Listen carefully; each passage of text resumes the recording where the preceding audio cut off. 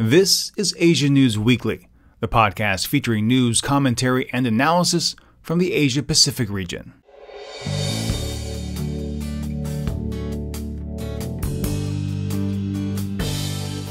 "70 years ago tomorrow, we mark the end of the Second World War.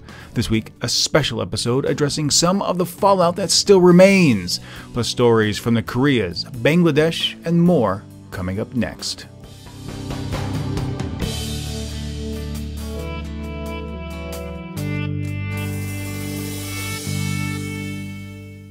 Hello everyone, great to have you with me here on this Friday, August 14th, 2015. My name, of course, is Steve Miller. Now, before we get into this week's podcast, a couple of late breaking stories that really didn't have enough information for me to include it, but I did want to mention it before we get into the meat of Asia News Weekly.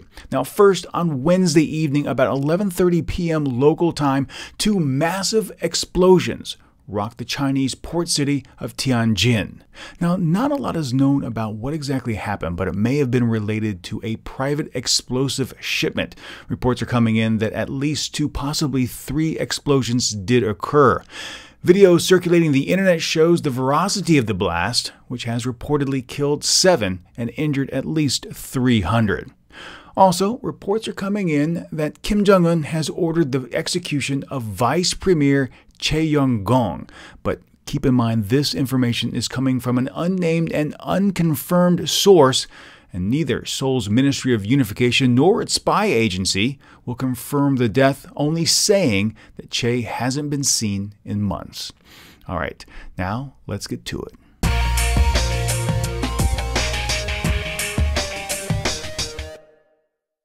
It is a tune that hasn't changed much over the past few years, and one that has actually increased in tempo as we've neared the 70th anniversary of World War II.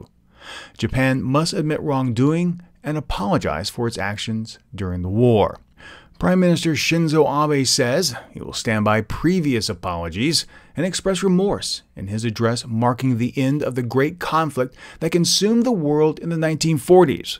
But will what the Prime Minister says be enough, and what can be expected from Japan as it moves to play a larger role in Asia?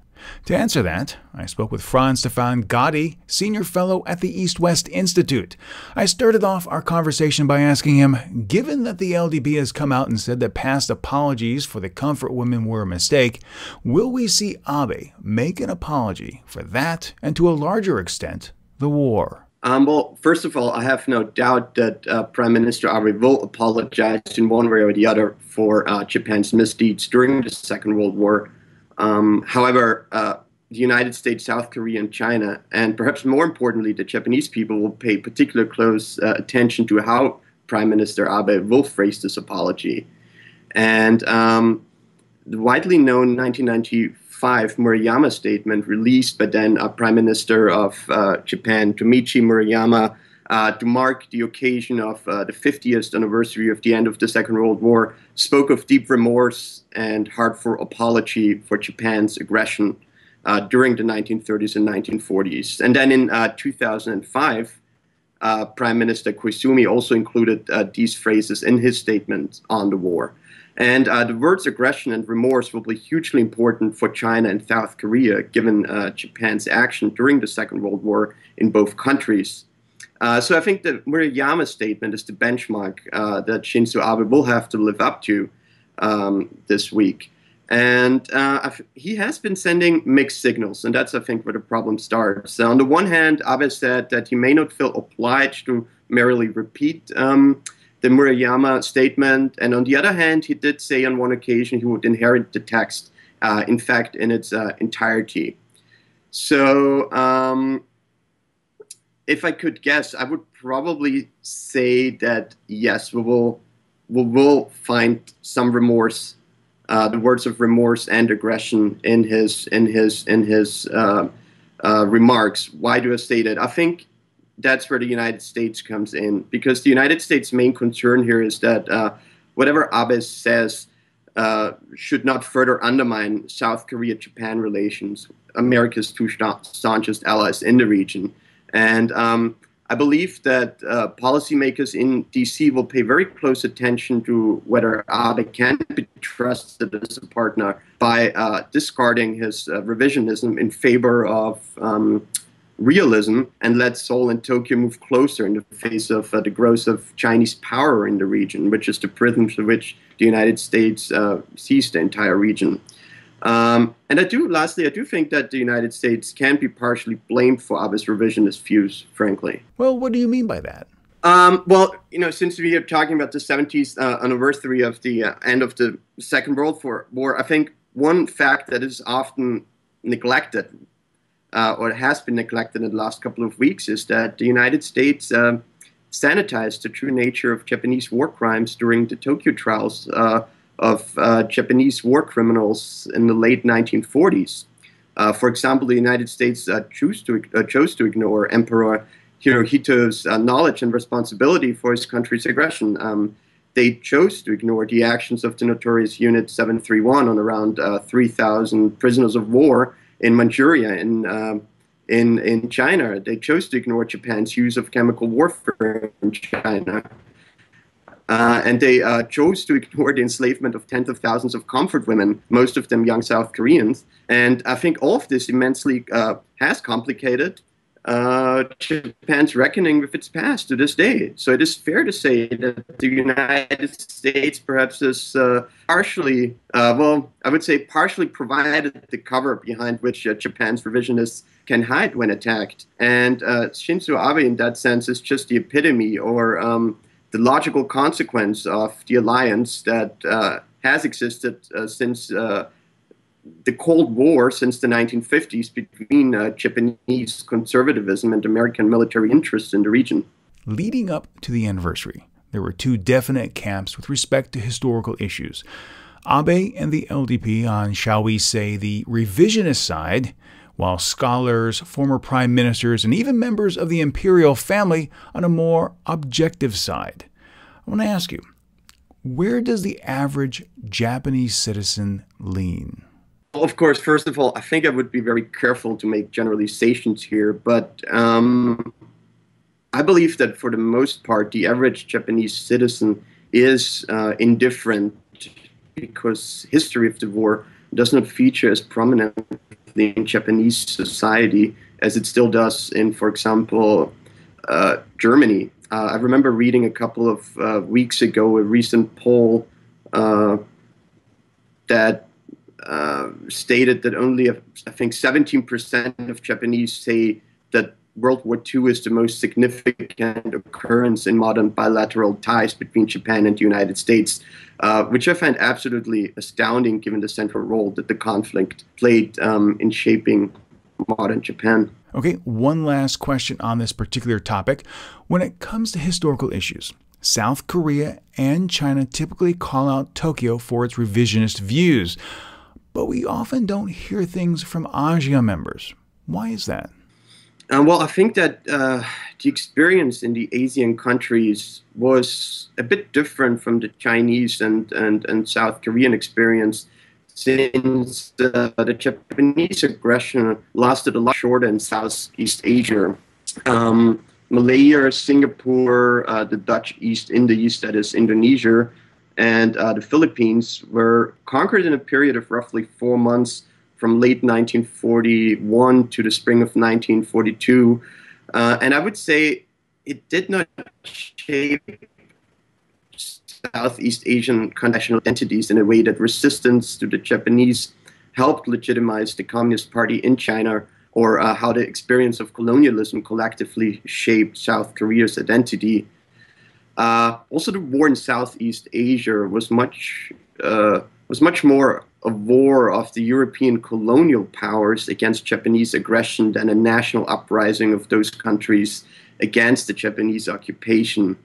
And then I think it's often neglected, but I feel it's important to point out that, in, for example, Indonesia, the Japanese in the first few weeks of their occupation promoted nationalist ideas. So Japan in Southeast Asia did, in one way or the other, facilitate the end of colonialism. Switching gears here for just a moment, Abe and the LDP pushed through security bills that some say are unconstitutional.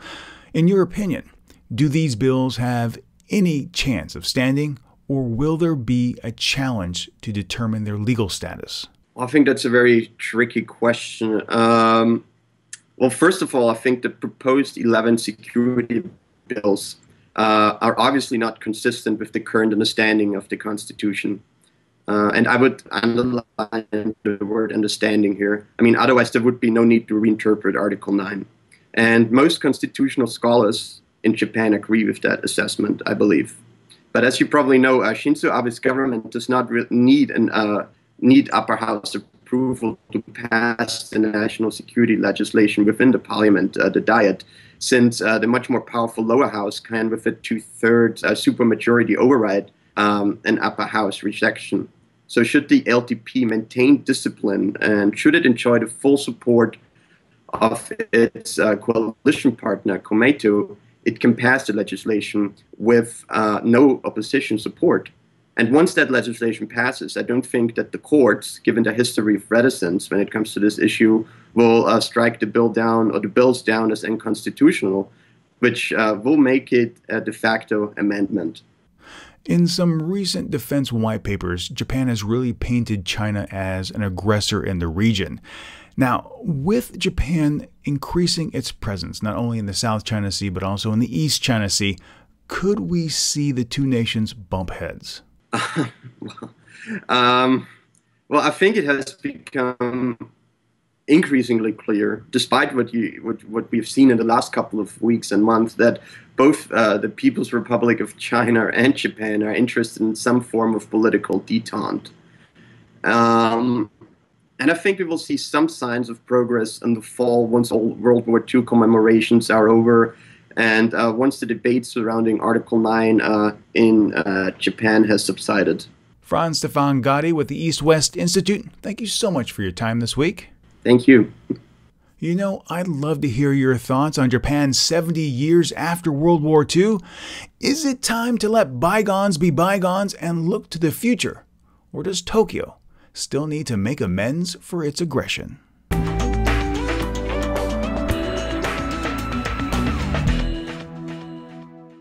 When it comes to the 70th anniversary of World War II, most have turned their attention to Japan and Prime Minister Shinzo Abe. However, in recent years, China has steadily reasserted itself in the region, mirroring several tactics employed by Japan prior to World War II, leading some analysts like Curtis S. Chin, who on this very podcast asked the question, is New China the old Japan? So, as we come upon this August 15th, what exactly are we seeing with China, and what impact could Beijing's activities have on the region? Recently, I kicked off a conversation with Scott Harold, Deputy Director at the Center for Asia-Pacific Policy at the RAND Corporation. I began our conversation by asking him if we'll see a change in China's tactics in the disputed waters. I think any change that we've seen with respect to China's approach to the East China Sea conflict over the Senkakus, or rather China's claim to the Senkakus, is purely tactical.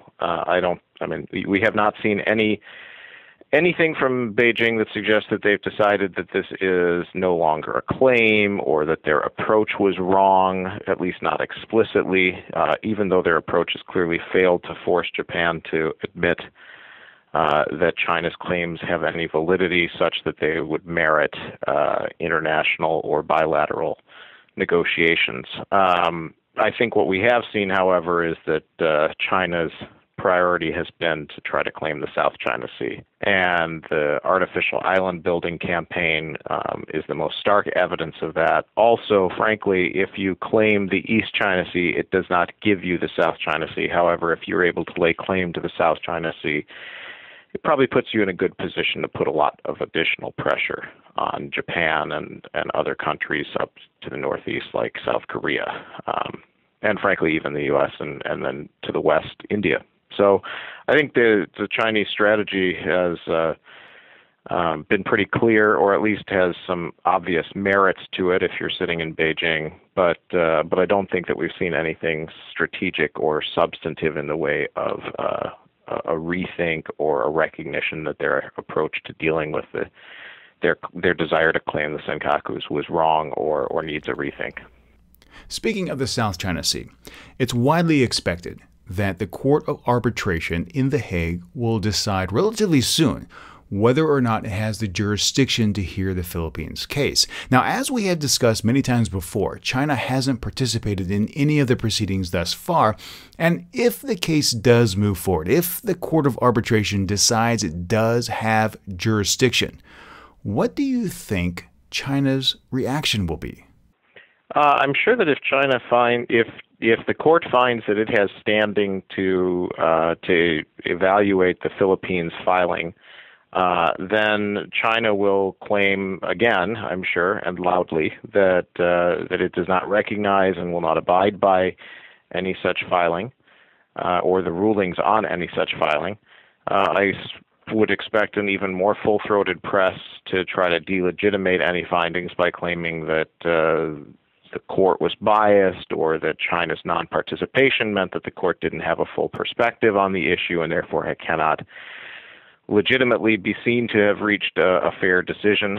But I think at the end of the day, if the court goes all the way through, finds that it has standing to make a ruling, and then makes a ruling that's unfavorable to China, I suspect the Chinese will probably deny that has any standing and will proceed as if it does not and put themselves on the outside of international law on this issue.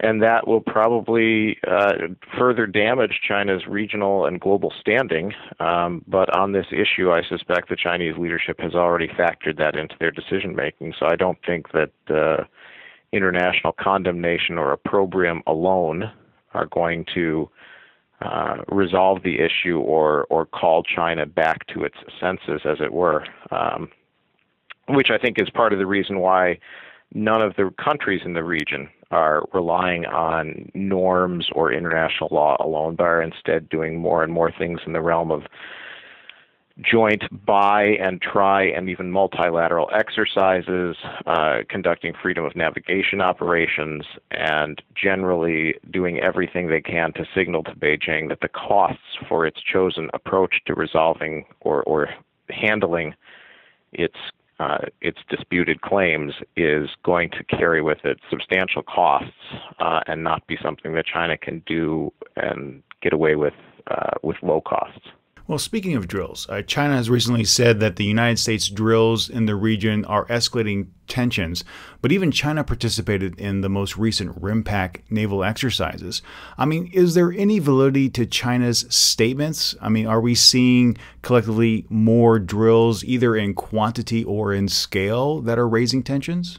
I think we are seeing more bilateral exercises, although I have not actually counted the numbers and compared them to last year. But certainly my impression is that the U.S. has been one of many countries that has been more active in the South China Sea, undertaking things like humanitarian assistance and disaster relief exercises, at-sea search and rescue exercises, counter-piracy exercises and actual counter-piracy activities, and that this is part of a broad region-wide consensus that this is appropriate, these are international waters, and that these kinds of exercises help build regional cooperation. Now, the one thing that they don't do is cast any legitimacy or favorable light on a country's unilateral expansive claims, such as China's. So from China's perspective, one can easily understand why they would say that these are unhelpful exercises that might be raising tensions. Yes, they are. They are preventing China from simply building islands and forcing everyone else to recognize that might equals right in this case. But from everyone else's perspective, I have yet to hear anyone in the Philippines, Australia, Indonesia, Malaysia, Vietnam, Japan, or even Taiwan state that what is happening in the region is an escalation of tensions driven by humanitarian assistance and disaster relief exercises of a multilateral nature led by the United States. And one last question. We have the BRICS Bank. We have the AIIB. Are we seeing China trying to reclaim the power, maybe some of its gravitas that it had prior to its defeat in the First Sino-Japanese War? What do you think we're likely to see in the future?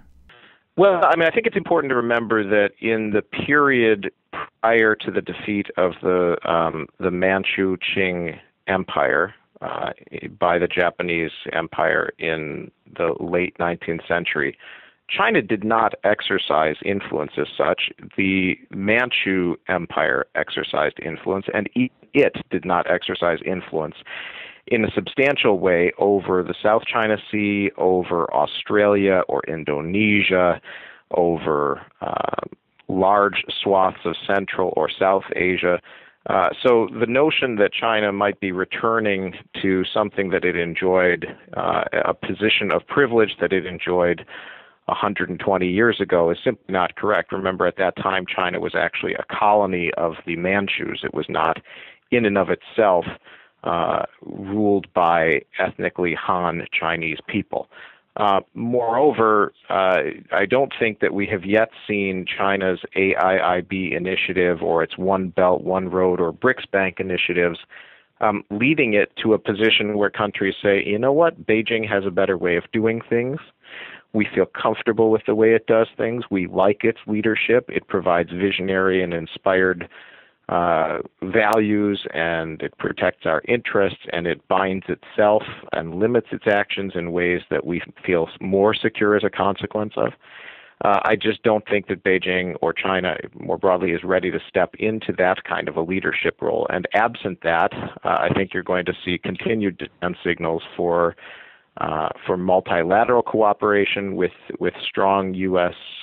presence and a strong U.S. component of leadership that provides the same kind of regional stability and frankly, promotion of liberal democratic values that the region has largely reached a consensus on and has for decades now. And I don't think I see that changing in the near to midterm. Scott Harold with the RAND Corporation, thank you so much. Oh, absolutely, Steve. Again, I'd like to thank Scott Harold with the RAND Corporation for joining me this week on the podcast. But now I'd like to hear from you. What's your opinion of China's actions? What do you think Beijing's next move will be?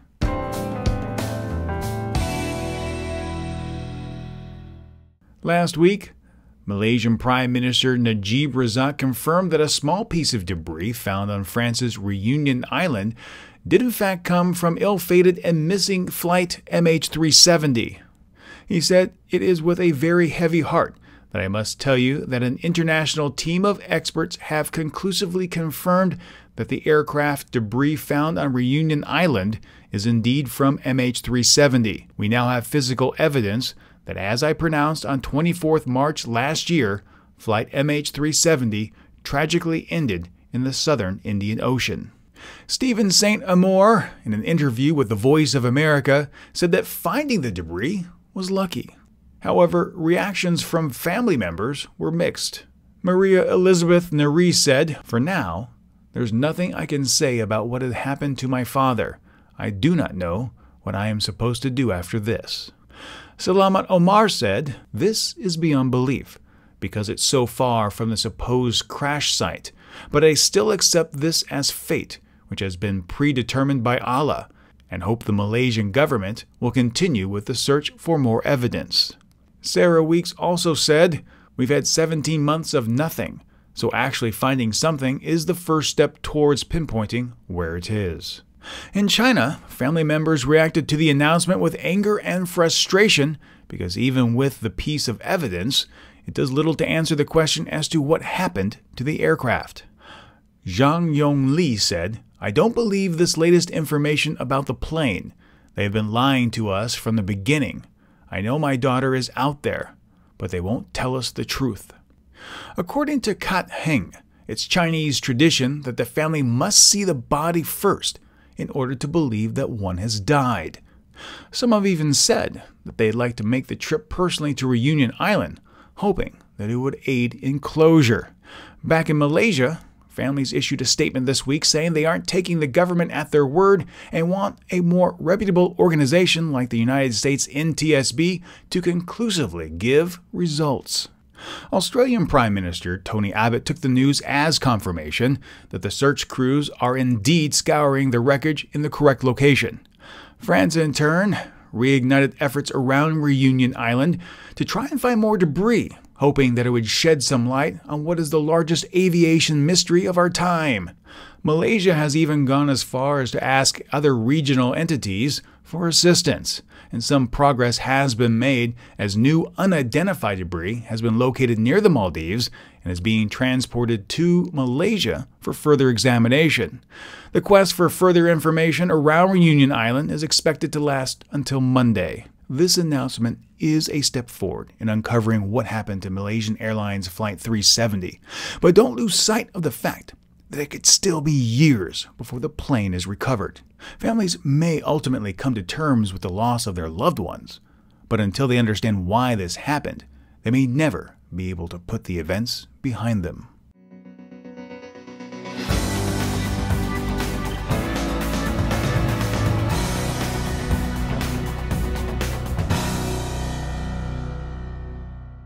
I love trains. It's probably why I cover so many railway-related stories here on the podcast, because when I was growing up, it was my father's main hobby. In fact, we traveled numerous times on the Silverton Durango over in Colorado, and of course on the beautiful Yukon Railway in Skagway, Alaska. Beautiful train trips. And here in South Korea, I love traveling by rails.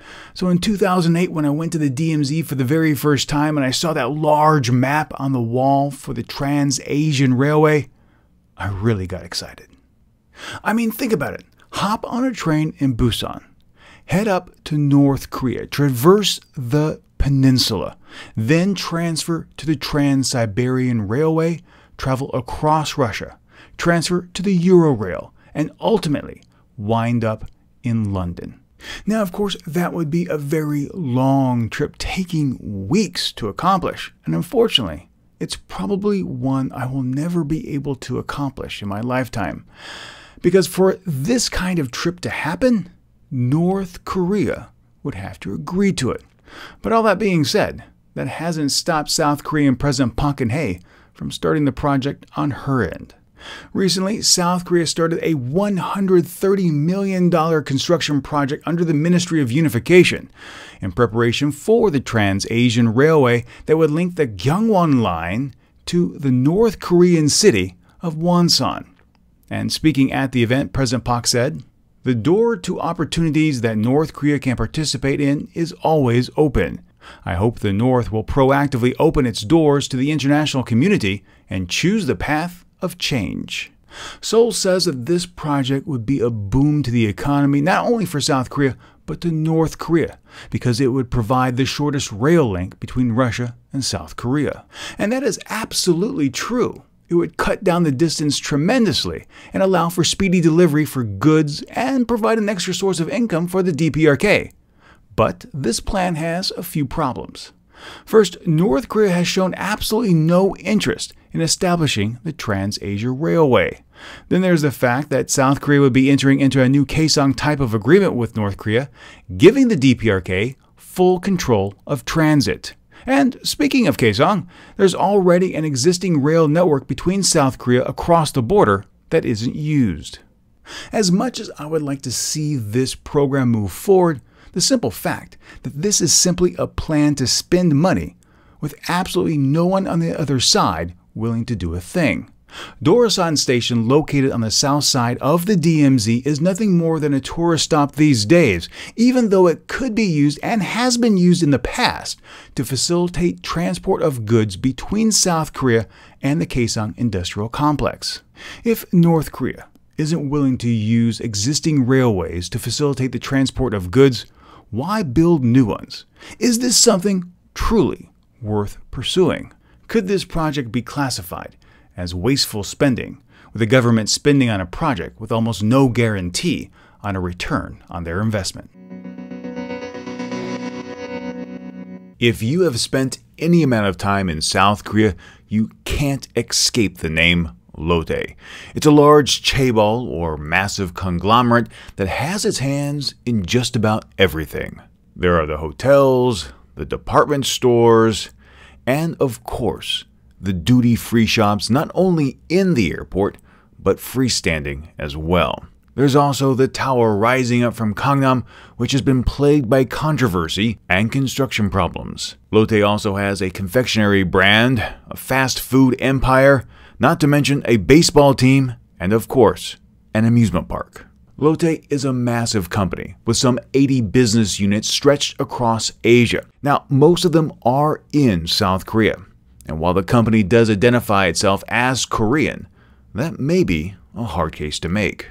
The company was founded by Shin Kyuk-ho in 1948, and while Shin was born in Ulsan, South Korea during the Japanese occupation, the company itself began in Tokyo, Japan. The bulk of the company's profits come from its South Korean subsidiaries, but their governing holding companies are in Japan. The company itself is now embroiled in a very public and very nasty succession battle as Shin Kyuk-ho's two sons vie for control, and unfortunately, things are playing out like something you'd see in a soap opera. Now, in this particular case, we have two brothers, one in South Korea and one in Japan. They're both trying to outmaneuver one another to gain control of the family business, Lotte Corporation. And they're doing so with little regard as to how their actions affect the company. Shin Dong-ju, the older brother, conducted an interview in Japanese, making the case that the company and he should be in control in Tokyo. The interview sparked off a national debate in South Korea as to whether or not Lotte was a South Korean company or a Japanese company, with some in South Korea taking a very negative view of Lotte Corporation. In fact, the Korea Times reports consumer groups have begun boycotting Lotte and some investors are shying away, which is nothing short of nationalistic pride and anti-Japanese sentiment. After all, both of these men were born in Japan, they were raised in Japan, and in fact didn't receive South Korean citizenship until sometime in their 30s. There's even talk of the government getting involved and investigating its organizational structure and to see if there's any funny money business going on. Shin Dong-bin, the younger brother and the head of the South Korean arm of Lotte, has been in damage control mode. He said, "Lotte is a Korean company. 95% of the group's total sales come from Korea. Lotte is owned not only by the founding family, but also by employees, shareholders, and customers." Look, Lotte was founded in Japan, and the holding companies that own the majority of the subsidiaries are also based out of Japan. And you know what? That makes it a Japanese company. Don't believe me? Here are two examples. Coca-Cola is an American company, but more than half of its income comes from outside the United States, and no one thinks of Coke as anything but an American company, despite the fact that the bulk of its profits come from outside the U.S. Here's another example. It's also true Columbia Pictures began as an American company, even once owned by Coca-Cola, but today it's owned by Sony, so on paper, Columbia Pictures is a Japanese company. Just because that 95% of Lotte's profits comes from South Korea doesn't change the fact that this particular multinational company is run out of Japan. That some in South Korea take issue with the nature of this company demonstrates a deep-rooted, nationalistic, anti-Japanese rhetoric that is still present today, and quite frankly, it's pathetic. In fact, last year at a Liberation Day celebration, kids were given water guns to shoot Japanese soldiers. With programs like these, one has to ask not only if South Korea wants to move past the events of World War II, but if it wants to. The occupation by Japan has created a national identity, that of a victim, and it's one identity Seoul isn't eager to change. Last weekend, Typhoon Soudelor passed through Taiwan and China. In Taiwan, the powerful storm left some 3 million homes without power, strewn debris across highways, even grounded flights both in and out of the country, and unfortunately left 10 people dead or missing. According to Taiwan's Central News Bureau, many parts of the island received at least a meter of rainfall, and in some cases 1.3 meters. Think about it. That's 4 feet 3 inches of rain. As the storm progressed to China, the devastation followed, forcing more than 500,000 people to flee their homes, killed at least 17, and grounded both international flights as well as domestic train travel. Unfortunately, it's happened once again. Last week, 6 men armed with machetes and meat cleavers hacked to death a blogger in Bangladesh. Niloy Chakrabarti, known for his atheist views, was killed in his home in Dhaka, the neighborhood of Goran. Imran H. Sarkar, who leads the blogger and online activist network in Bangladesh, said, "The men entered Niloy's house, pushed aside his wife and a friend, and hacked him to death. Earlier this year, they killed the 3 secular bloggers on the street. Now they have killed another blogger entering his house in a daring attack." Hours after the event, police received an email from the group Ansar al-Islam, an al-Qaeda-affiliated group claiming responsibility. Mustafa Fizur Rahman Bhuyan, the officer in charge at the police station, told The Voice of America, "One man knocked on the door of Chakrabarti's home and said that he was looking for a flat to rent.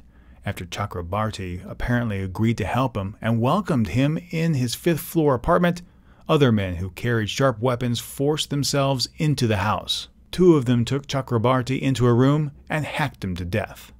Police say that the assailants purposely timed the event for when Chakrabarti's friends and families would be away for Friday prayers.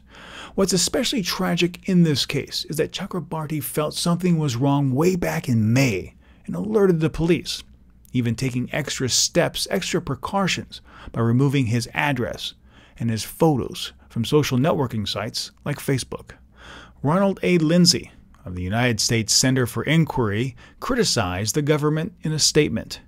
"What was already a human rights crisis has now spun entirely out of control, and it's now long overdue for the government of Bangladesh to take seriously its moral responsibility to protect the lives of its people." But this problem goes deeper than just Bangladesh.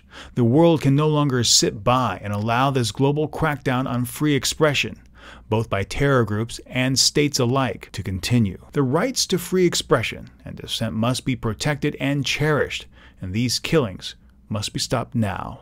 Lindsay's absolutely correct. The killings must be stopped, and the progression in Bangladesh is frightening. At first, these killings took place at night. Then they took place in broad daylight on the street, and now in a blogger's home. In fact, one blogger doesn't even feel safe going to the police for assistance and feels there's only 2 options left: dying or fleeing the country. Last week, a landmine exploded on the South Korean side of the DMZ. 8 South Koreans were patrolling the area, which had been swept and declared free of mines in the past, when this explosion occurred. One soldier lost both his legs in the blast, while another lost 1 leg.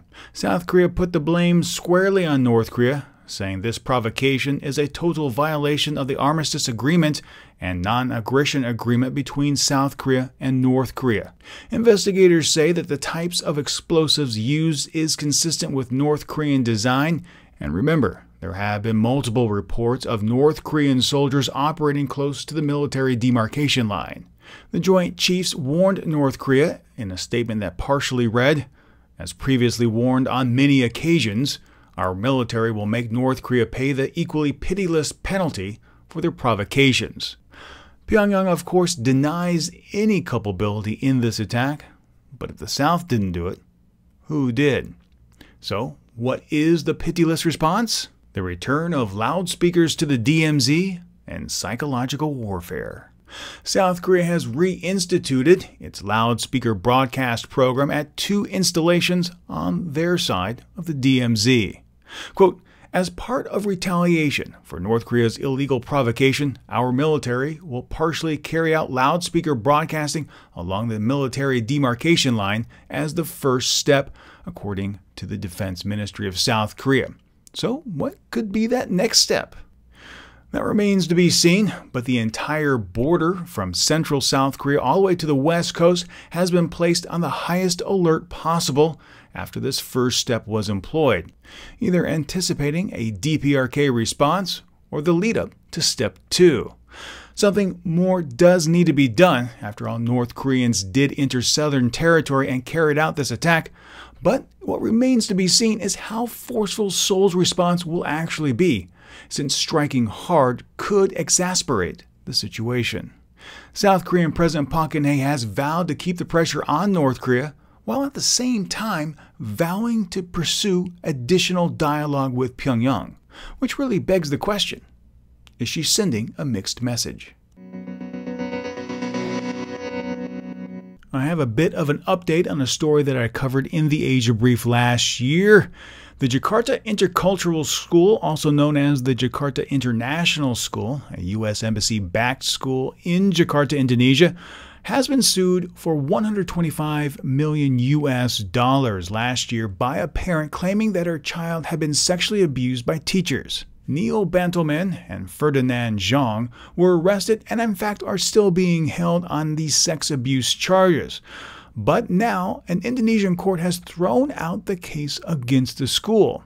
And now these two teachers' lawyers feel optimistic things might swing in favor of their clients. Haswandi, the judge in the case, said, "The lawsuit is not accepted because the charges are not clear and the evidence presented is not enough to prove wrongdoing on the part of the school." And that's precisely the key to watch.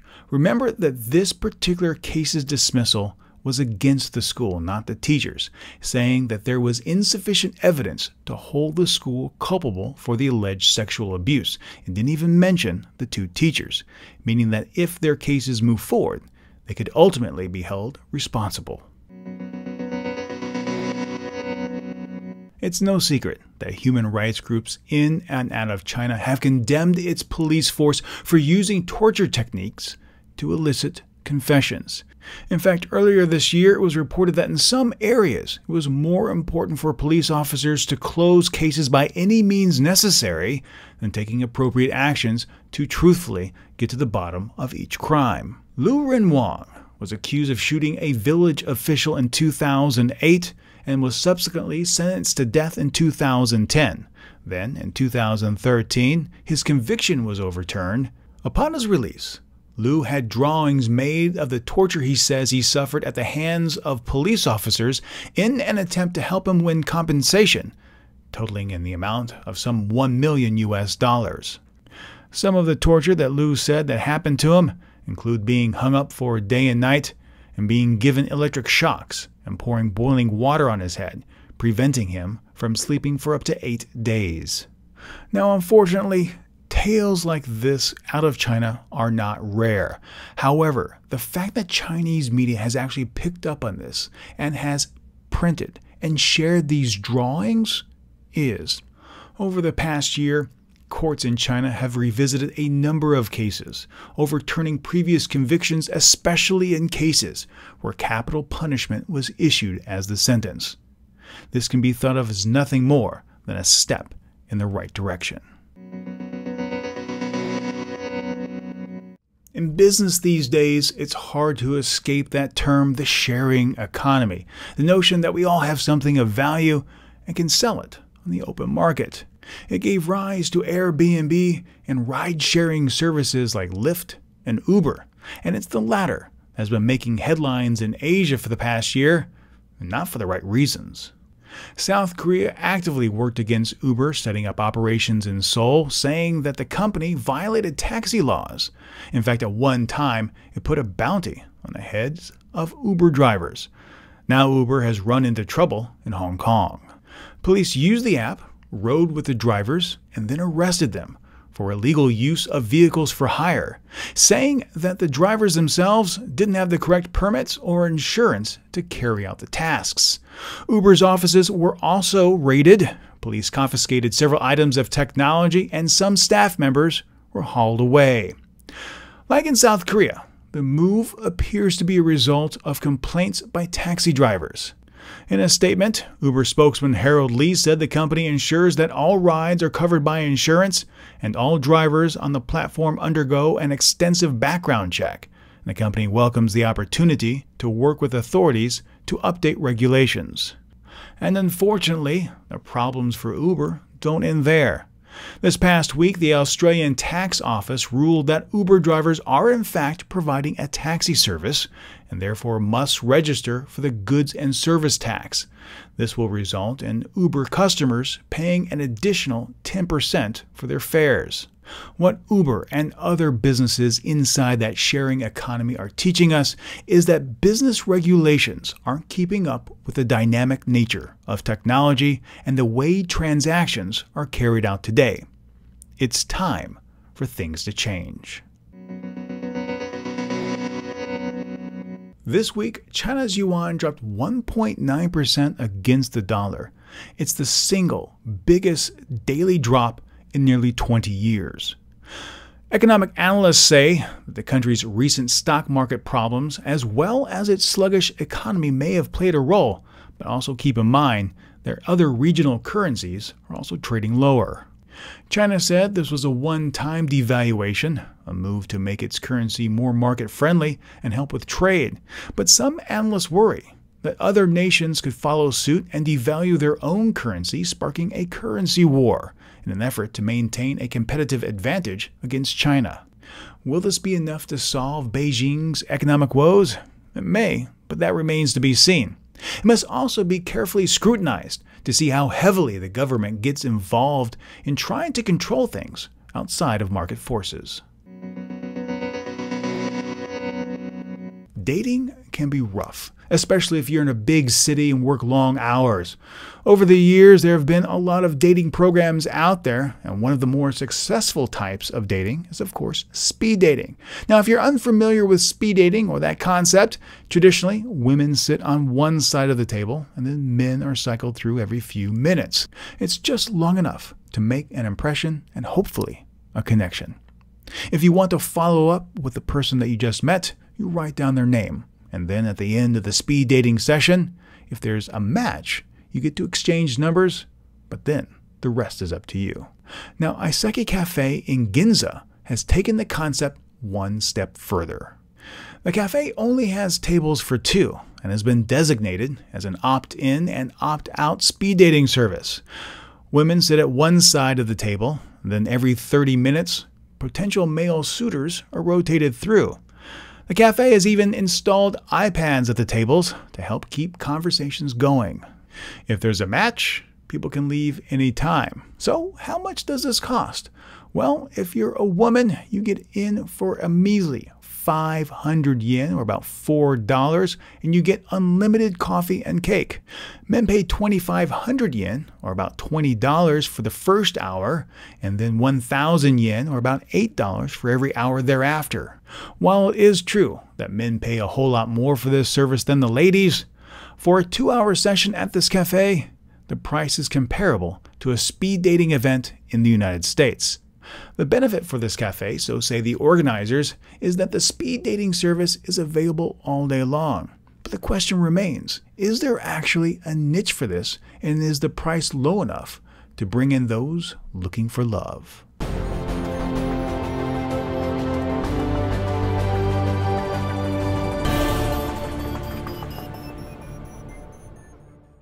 Well, my friends, the podcast is winding down, and you know what that means. That's right, it's time to take a look at some of your comments from our recent episodes.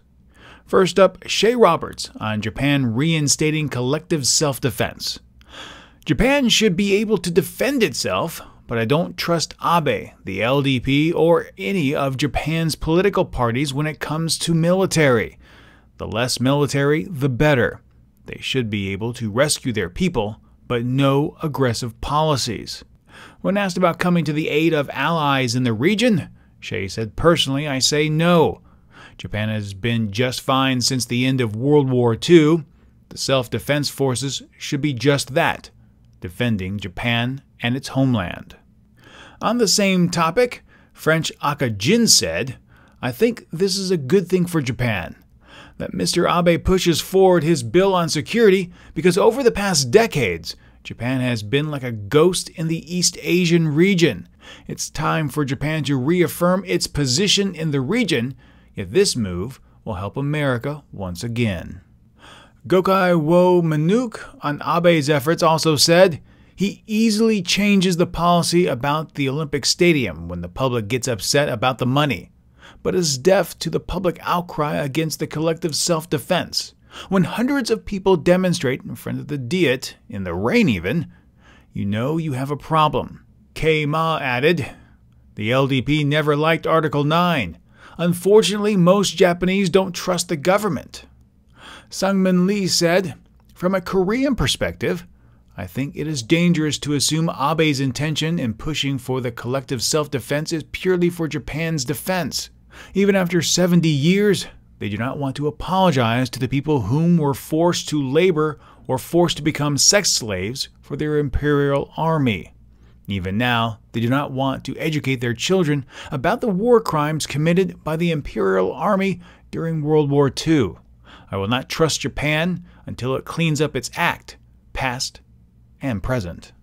Cruz Christian sent in an email. I'm all for constitutional changes and modifying the part that regulates the armed forces' existence. As you said, times have changed. However, I will not support anything and will vehemently oppose any talk on reinterpreting something until Japan changes its systematic denying of its past. Here in Japan, the government, specifically this one, has systematically done every possible effort to sweep under the carpet its dark past. New generations have absolutely no idea about the war. Hideki Tojo, the imperialist war of aggression, anything. I teach in a big national university, and if you talk to the students about the war, they simply have no idea what happened. Nothing. Nil. Nada. BG2K6 posed this question to Dr. Ruskamp about ancient Chinese markings in the United States. I was under the impression that the Native Americans came from Asia via a land bridge from Siberia to Alaska. Could it not be that the Chinese scripts are from some ancient Native American people that happen to have a similar script because their language and Chinese had a common origin? In other words, how does Dr. Ruskamp know that he is not really seeing something close to a Sino-Proto-language?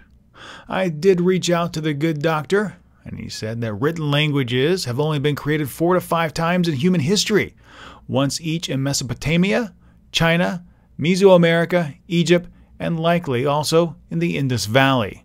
Yes, much Native American DNA and some elements of the various tribal languages have been traced back to Asia.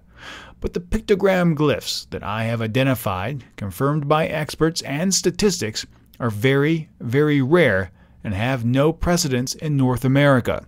Neither is there any evidence that they were ever used again on the continent, save for a couple single forms that may have been appropriated by the Indians for their own purposes. Hence, from the physical distribution pattern of these discoveries, they appear to be the remnants of an expedition that left nothing more to find. John Lee had this to say on our Canadian voting rights story. I think 5 years is a reasonable cutoff date. No, the internet may allow people to keep with politics back home, but after a while, people begin to think differently as they are affected less by the government's policies. I also believe in no representation, no taxation. If a long-term expat is no longer able to vote, the government should be forbidden from collecting taxes from them. As always, those are some amazing comments, and there were a whole lot more from these past few weeks I've had off, but I simply don't have the time to share them in this podcast. But if you have a thought, if you have an opinion about any of the stories mentioned this week, please take a moment and drop them in the comments on Facebook or Twitter.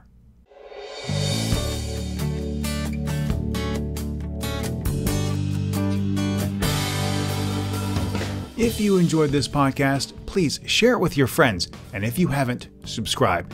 Subscribing is free and easy. All you have to do is go to AsiaNewsWeekly.net and click on the subscribe tab. You can also do so in your favorite podcast application. When you subscribe, the next episode is delivered automatically to you. Now, if you'd like to keep up with more news from the region, be sure to follow Asia News Weekly on Facebook or Twitter. And of course, if you have any questions, comments, or feedback, I'd love to hear from you. The email address to send your messages to is podcast@asianewsweekly.net. Well, my friends, that's all the time I have. My name is Steve Miller, and until next time, be true to yourself and always be awesome.